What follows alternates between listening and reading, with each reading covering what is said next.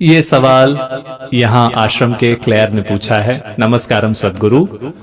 हम लिंग की ओर या किसी और प्राण प्रतिष्ठित चीज की ओर या फिर लोगों की भी ओर अपने पैर करके क्यों नहीं बैठते? ये सिर्फ आदर के कारण है या इसका कोई वैज्ञानिक आधार भी है? आजकल ये लोग कर रहे हैं, कुछ लोग ऐसा कर रहे हैं।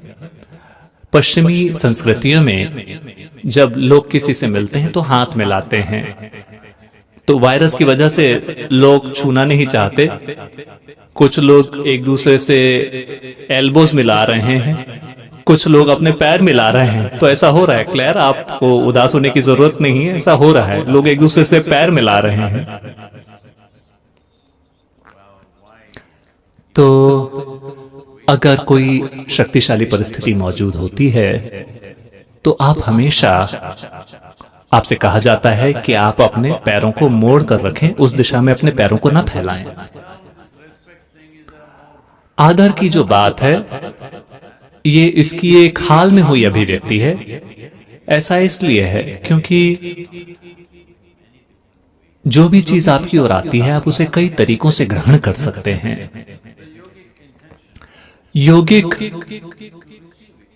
इंटेंशन हमेशा ये होता है कि आप उसे अपने जीवन के उच्चतर आयामों से ग्रहण करें। आप अनाहत को जानते हैं जो कि दो त्रिकोणों का जोड़ है, उससे नीचे मणिपूरक, स्वादिष्ठान और मूलाधार है, जो सभी ऐसे चक्र हैं जो बुनियादी, जो मूलभूत सर्वाइवल, बच्चों को पैदा करना और मेंटेनेंस करना, ये सब आपके गुजर बसर चलाने से जुड़ा हुआ है।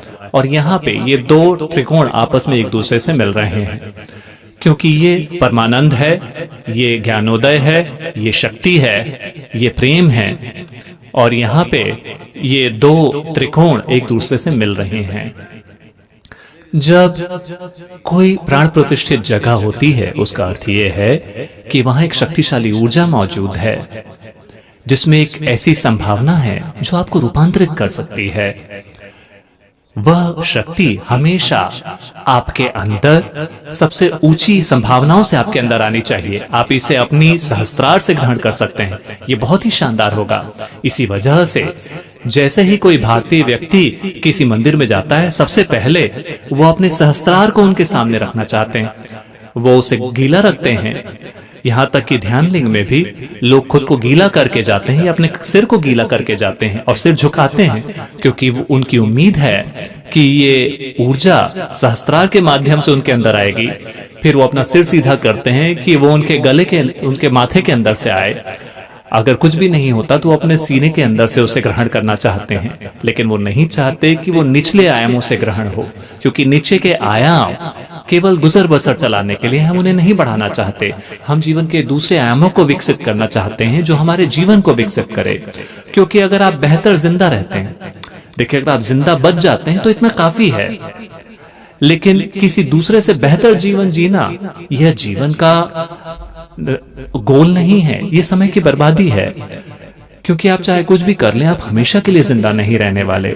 आप चाहे कुछ भी कर लें, यहां तक कि अगर ये महामारी नहीं होती फिर भी आप हमेशा के लिए जिंदा नहीं रहने वाले।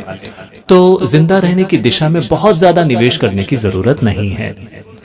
तो इस वजह से पूरी संस्कृति इस आयाम को समझती थी और उन्होंने समाजों को एक खास तरीके से बनाया।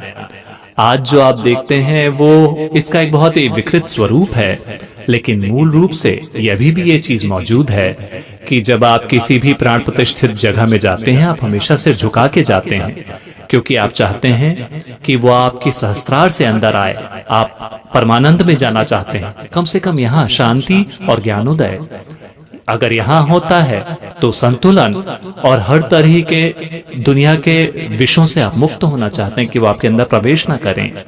तो मूल रूप से आप अपने शरीर के ऊपरी हिस्से को, अनाहत के ऊपर के हिस्से को उसके प्रति एक्सपोज करना चाहते हैं। आप एक प्राण प्रतिष्ठित चीज के सामने अपने पैरों को इस तरह से खोलकर नहीं बैठना चाहते, क्योंकि अगर ऐसा होता है तो आपकी तरह एक बिल्कुल ही अलग तरह की ऊर्जा आपकी ओर आकर्षित होगी और एक बिल्कुल अलग तरीके से काम करेगी, जो आपके लिए अच्छी नहीं होगी, कई तरीकों से नुकसान भी हो सकता है। इसी वजह से जब भी आप किसी ऐसी जगह में बैठते हैं जहां शक्ति है, आपको अपने पैर मोड़ने हैं, क्योंकि आप अपने शरीर के निचले हिस्से को बंद करना चाहते हैं।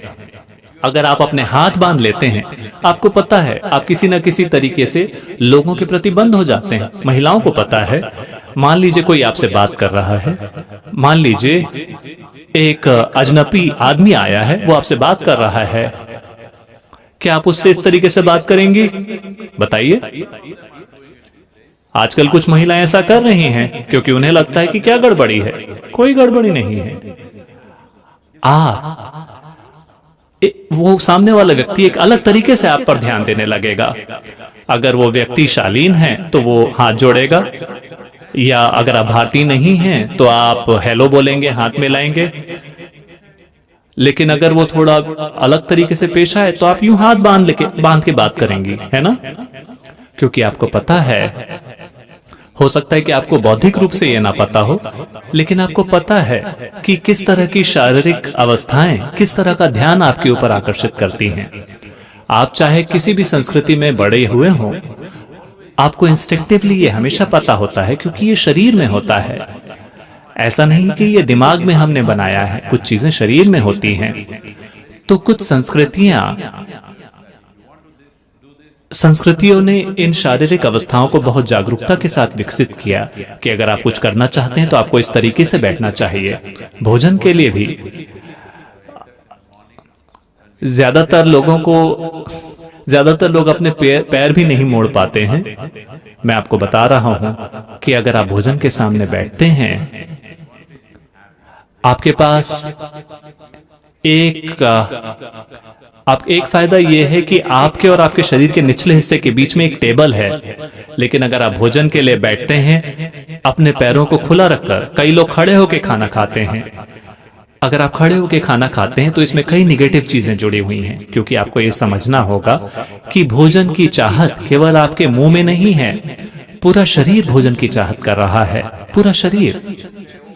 लोग कहेंगे नहीं, इसमें कोई वैज्ञानिक नहीं है। क्या मेरी नाभि भोजन की तमन्ना कर रहा है? क्या मेरे जननांग भोजन की तमन्ना कर रहे हैं? हाँ, वो कर रहे हैं। शायद आप इस बात को ना समझें, लेकिन आपके शरीर का हर अंग भोजन की तमन्ना कर रहा है, लेकिन उसे इस रास्ते से अंदर जाना चाहिए, है ना? इसी तरह हमारे शरीर में अलग अलग तरह की तमन्नाएं हैं, उसे सही रास्ते से जाना चाहिए। केवल तभी जीवन एक खास तरीके से घटित होगा, वरना आप जीवन को विकृत कर लेंगे। तो अपने पैरों को मोड़ कर रखना जब भी आप किसी शक्तिशाली जगह के सामने हो, ये बहुत महत्वपूर्ण है। इसी तरह भोजन भी, देखिए भोजन भी एक बहुत शक्तिशाली चीज है ना?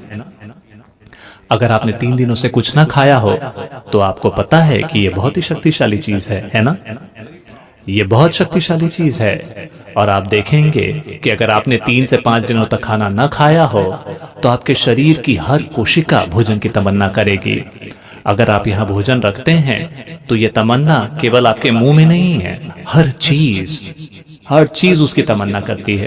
तो ये महत्वपूर्ण है कि आपके पैर मुड़े हुए हों जब भोजन आपके सामने आता है।